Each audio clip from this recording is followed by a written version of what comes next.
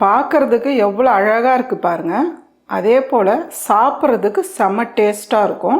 எப்பயுமே சிக்கன் பிரியாணியே சாப்பிட்டு போர் அடிக்குதுன்னா சிக்கனை வச்சு இந்த சாதம் ஒரு வாட்டி செஞ்சு கொடுத்து பாருங்க. வீட்டில் இருக்கிறவங்க அப்பப்போ செஞ்சு கொடுக்க சொல்லி கேட்பாங்க. இதோட டேஸ்ட்டு நம்ம நினச்சி பார்க்கறத விட அட்டகாசமாக இருக்கும். இப்போ ரொம்ப ஈஸியாக நம்ம எப்படி செய்யறதுன்னு பார்க்கலாம். நான் 3/4 கிலோ சிக்கன் எடுத்து கழுவி சுத்தம் பண்ணி எடுத்து வச்சுருக்கேன். 3 டேபிள் ஸ்பூன் அளவுக்கு இஞ்சி பூண்டு பேஸ்ட்டு சேர்த்துடலாம். இந்த பிரியாணிக்கு மிளகுத்தூள் தான் ரொம்ப மெயின். நான் 1.5 டேபிள் ஸ்பூன் அளவுக்கு மிளகுத்தூள் எடுத்திருக்கேன். 1 டீஸ்பூன் அளவுக்கு வெறும் மிளகாத்தூள் எடுத்திருக்கேன். இதை சேர்த்துடலாம். இது கூடவே 1 டீஸ்பூன் மல்லித்தூள், 1/2 டீஸ்பூன் அளவுக்கு கரம் மசாலா, 3 பச்சை மிளகா 2ஆக கட் பண்ணியிருக்கேன். இதை சேர்த்துக்கலாம்.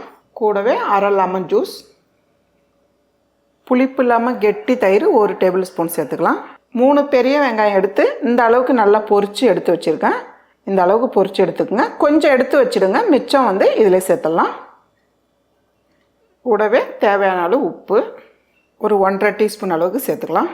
1 டேபிள் ஸ்பூன் அளவுக்கு நெய் எடுத்து உருக்கி வச்சுருக்கேன். இதை சேர்த்துடலாம். இதெல்லாம் சேர்த்து நல்லா மிக்ஸ் பண்ணிவிடுங்க.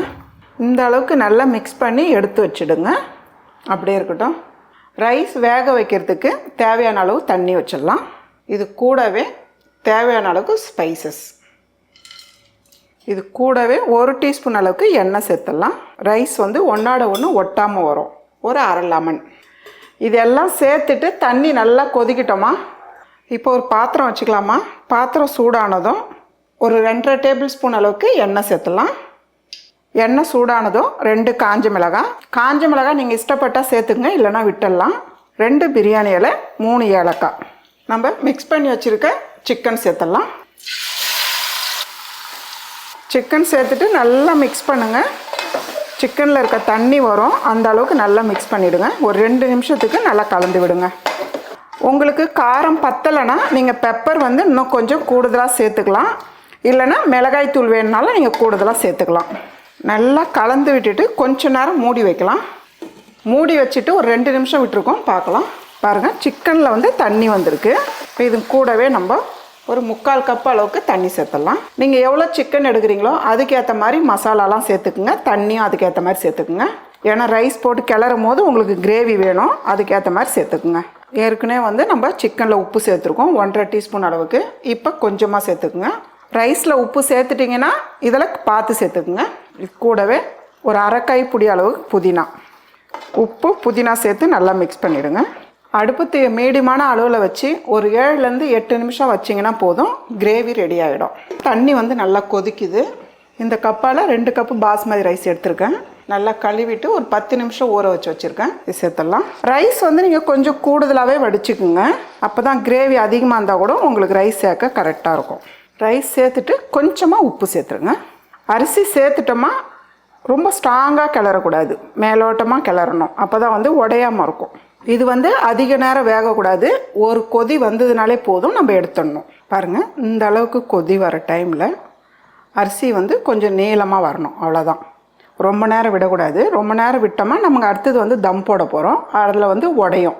மீடியமான தீயில் ஒரு 8 நிமிஷம் விட்டுருக்கோம். நடுவில் எடுத்து கலந்து விடணும்.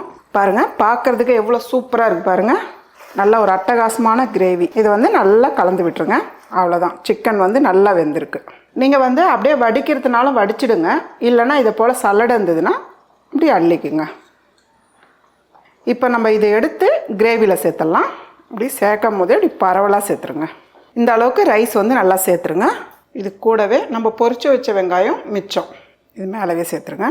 கொஞ்சமாக புதினா, கூடவே பொடியை நறுக்குன கொத்தமல்லி, 1.5 டீஸ்பூன் அளவுக்கு நெய் சேர்த்துடலாம். மேலவே சேர்த்துருங்க. இதை போல் ஒரு தவா இருந்ததுன்னா நல்லா சூடு பண்ணிவிடுங்க. சூடு பண்ணிவிட்டு மேலே எடுத்து வச்சிடலாம். மூடி வச்சு மீடியமான தீயில் ஒரு 10 நிமிஷம் தம் போடலாம். பாருங்கள், 10 நிமிஷம் ஆகிருக்கு. நம்ம பார்க்கலாம். ரைஸ் நல்லா வெந்திருக்கு பாருங்கள். எந்த கரண்டி எடுக்கிறீங்களோ அந்த அடிபாகத்தை எடுத்துக்குங்க. எடுத்துட்டு இப்படி கலந்து விட்டிங்கன்னா உடையாமல் வரும். பாருங்கம்மா, பார்க்குறதுக்கு எவ்வளோ சூப்பராக வந்திருக்கு பாருங்கள். கலரும் பார்க்கறதுக்கு ரொம்ப நல்லா இருக்குது. அதே போல் ரைஸ் வெந்திருக்கு, உடையாமல் இருக்குது பாருங்கள். அவ்வளோதாம்மா, சிக்கன் வச்சு நல்ல ஒரு அட்டகாசமான டேஸ்ட்டில் ரைஸ் ரெடி. இந்த ரைஸை நம்ம பிளாக் சிக்கன் பிரியாணி கூட சொல்லலாம். இதே போல் நீங்களும் செஞ்சு சாப்பிட்டு பார்த்துட்டு உங்களுக்கு எப்படி வந்திருக்குன்னு கமெண்ட்டில் சொல்லுங்கள்.